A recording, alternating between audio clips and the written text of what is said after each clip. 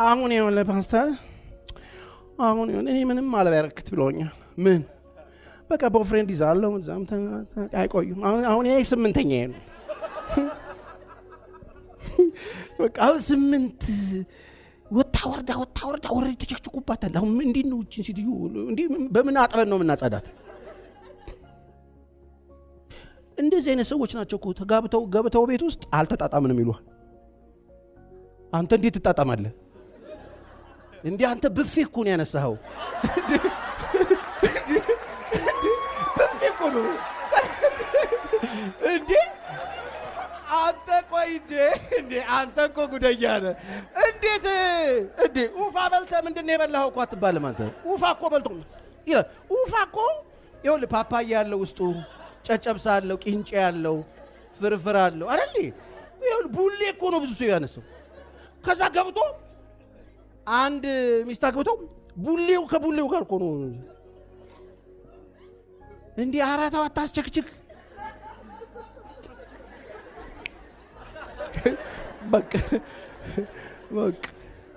እስቲ ላይ አላስቸከችክም በሉ እስቲ ተቸክችኩ። እኔ በጣም ነው ማዝነው።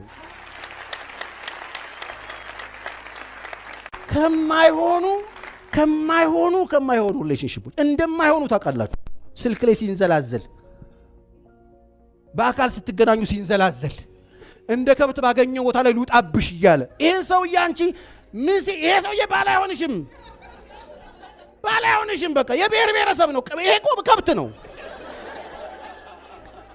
ቦታ ማይመጥ ያገኘበት ቦታ ላይ ዚፑን የሚከፍት ሰው እያለ እንደዚህ አይነት ሰው አጠገባችሁ ካለ ዛሬ ቀይ ስጡት። በእኔ ይሁንባችሁ ትተርፋላችሁ።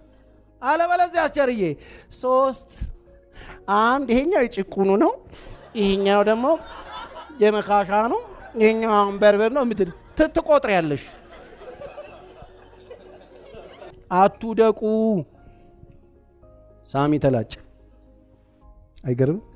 ወልጥ አረገችውና ስትዮ ብልቂጭ መላጣ ሆኖ ቁጭ አለ። ከዛ መጡ ሰዎቹ ሳሚ መጡልህ ስትለው እንደ በቀደሙ ኃይሉ ከሱ ጋር ያለ መሰለው ይላል። እንደ በቀደሙ አተርፉ። እመኑኝ፣ ሸይጣን የቀማመሳችሁ ሰዎች አላችሁ፣ ይውጣችኋል። ተመለሱ።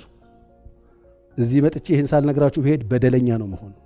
የምትኖሩለት ህልም ይኖራችሁ፣ ዋጋ የምትከፍሉለት፣ መስዋዕትነት የምትከፍሉለት፣ የምትወዱትን የምታጡበት፣ ለህልማችሁ ስትሉ ፎከሳችሁን እንዳይበላሽ ስትሉ ዋጋ የምትከፍሉለት ጉዳይ ይኖራችሁ። ሳታውቁ የወደቃችሁ ተመለሱ። እጮኝነት ማለት መጋደም አይደለም፣ መጠባበቅ ነው። የጋብቻችሁ ቀን ልታረጉ ነው። ምን ታረጋላችሁ? ይዘለት የለም እኮ አሁን ተደባብሮ ታውቃለህ። በቃ በሹጋ ተወጋግቶ ነው የሚገባው ቤት። ከዛ በጓሮ ይወጣል። ምንም የሚያጓጓ ነገር የለም። ጨርሷል። ሁሉም ሰብሰብ በሉ፣ ግድ የላችሁ። አሁን ይሄ ሃይማኖት ትምህርት ነው የሚመስለው ሰው አለ። ሰው የምትሆኑበት ነው። አንዱ እኔ አሁን ያልበላችሁን አላክም ያልበላችሁን የሌለባችሁን በሽታ አላክማችሁ።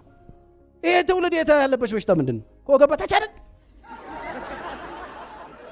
ከወገበታች ታመን ሌላ ነገርን አላክምም። ከወገበታች ነው ታመምኩ። አስብ፣ በቃ በጭንቅላት አስብ። ወደ ቀልብ ከፍ በልና ወደዚህ ጥግባ። ይሄው እነዚህ ሰዎች አሉ፣ ይቃኙሃል። በቃ ተረክትላሉ። አረረሽና ሚስትን ታገባለህ። ሌሎቹ ምኖች ይሆናሉ? እህቶች ይሆናሉ። ወይ ጉድ!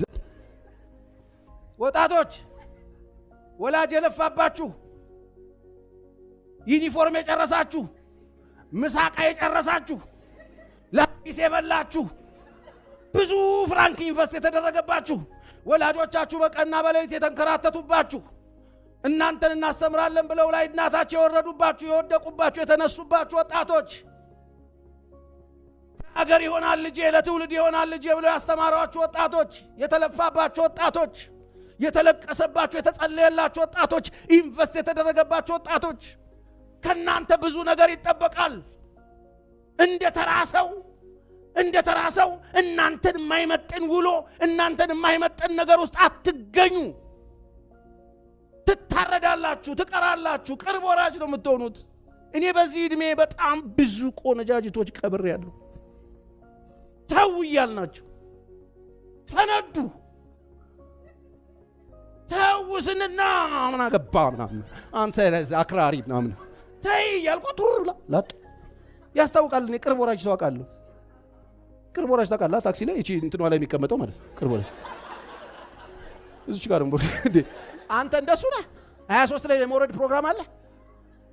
ያንዳንድ ሰው ስፒዱን አይወልም 30 አይደርስ 30 ይናፍቃል አደርስ 29 ላይ እናት ልጅ ብሎ ይቀብሩሃል። ምክንያቱም ስፒድህ 30 አይደርስ። የምትኖሩለት ነገር ይኖራችሁ።